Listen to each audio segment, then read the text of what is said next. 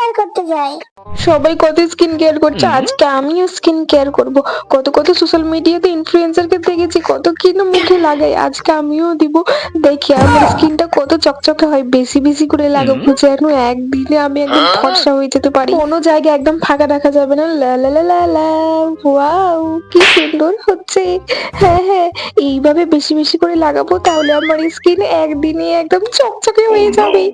এগুলো লাগানোর পর সবার স্কিনটা একদম আয়নার মতো চকচক করে। দেখি আমার কি। ওকে বাবা, আমার তো শসা নেই, আলু দিয়েই কাজ চালাই। এভাবেই লাগিয়ে রেখে দিই। আর প্রায় 15 মিনিট মতো রাখতে হবে বলেছিল। হ্যাঁ, এইভাবে বসে থাকে। লা লা লা লা লা, লা লা লা লা লা। এ বাবা, এতক্ষণ ধরে বসে থাকতে থাকতে তো আমার গলাটাই ব্যথা হয়ে গেল। কিভাবে বসে থাকে। এভাবে একটু দেখি কেউ। এ বাবা, পড়ে যাচ্ছে কেন। এভাবে আবার আটকে দিলে। লা লা লা লা। 1 hour later. মুখটা তো ধুয়ে চলে এলাম, এবার দেখার পালা যে আমার স্কিনটা কতটা কি হয়েছে। এ বাবা, আমার তো যেমন ছিল তেমনই মুখটা হয়ে আছে।